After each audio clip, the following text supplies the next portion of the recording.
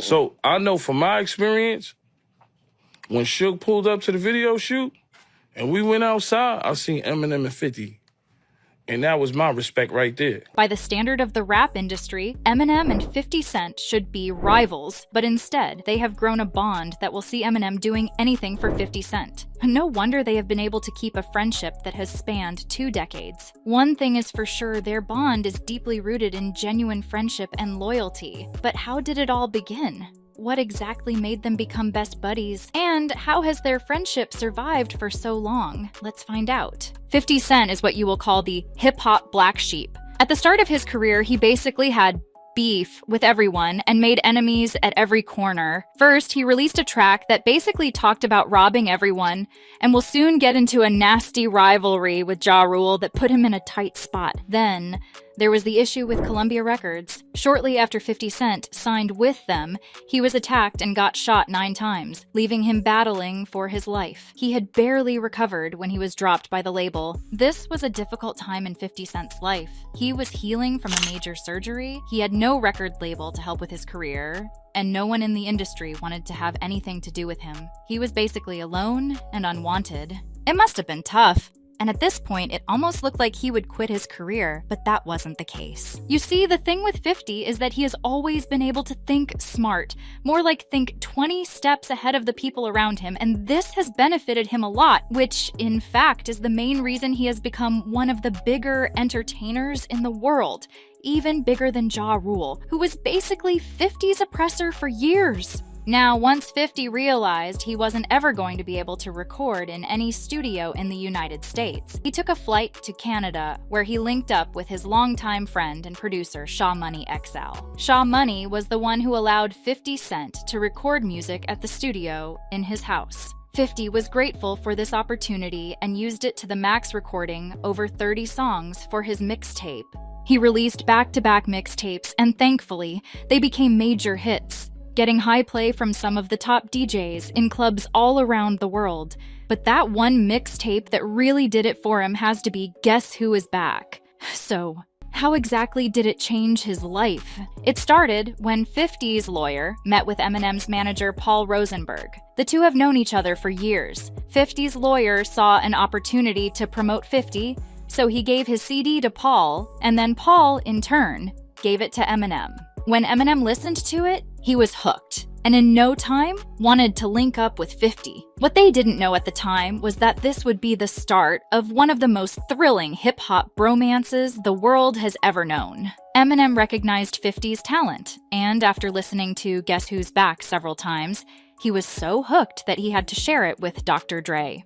After Dre listened to the record, he immediately decided it would be a good idea to sign 50 Cent. So Eminem got in touch with 50 and had him flown down to LA to seal the deal. So after so many years of struggling to find a record label, 50 Cent finally found one interested in seeing him become a commercially successful rapper. Technically, 50 Cent was signed to Shady Records, owned by Eminem, but his contract was also in collaboration with Dr. Dre's Aftermath Entertainment. However, both records were actually under Interscope Record, a much bigger record label. I heard it, I brought it to Dre. Dre heard it, he was sold, and basically we said, let's do a joint venture. Let's me and you get involved. Yeah, this is perfect. Them sitting like 50-50 on 50, like cut it down the middle, break it in half. That's it. Clearly, 50 Cent and Eminem were ready to take the industry by storm. Me and you get involved. Yeah, this is perfect. Them sitting like 50-50 on 50, like cut it down the middle, break it in half. That's it. Honestly,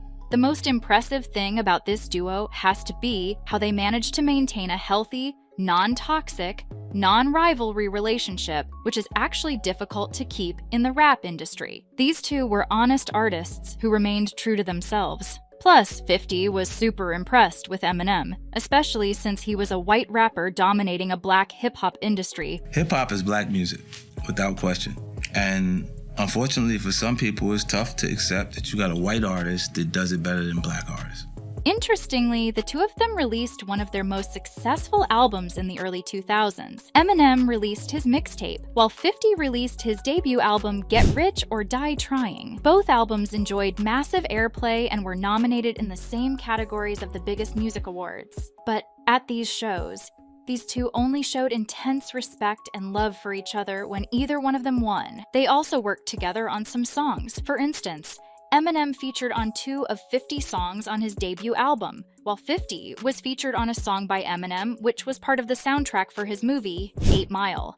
But of course, a blast from the past was not impressed by 50 Cent's newfound fortune. Ja Rule didn't hide his disdain for 50 and Eminem's bromance and music collaboration. He was so pissed that he began to beef with Eminem and took shots at him in his songs. 50 Cent and his buddies were not going to take it lying down, so they released a track where they were mocking Ja Rule for trying too hard and failing to be the next Tupac.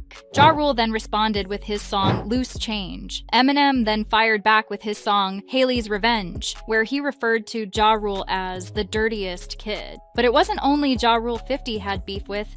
Mans had issues with almost everyone in the industry except for Eminem. Value for him, not just in my career, just in my life, because he's a guy that, one of my best friends, because I can trust that he's going to be honest with his constructive criticism when it's time to listen to the music before it goes out. Eminem and 50 remained close pals when the going was good, but when things became difficult, they leaned on each other and gave each other the much-needed support. Like when Eminem was dealing with drug addiction and the loss of his best friend Proof, 50 was one of the few friends who helped him through that stage of his life, even covered for him when Eminem was high as a kite and couldn't answer interview questions. The same favor was returned when 50 was hospitalized from food poison after eating a burger. Eminem reached out to him several times, offering support and words of encouragement, also reminding him not to pass away over a burger. The 50 has always been appreciative of Eminem's respect for him and continues to speak highly of him and their friendship. You know, to this day,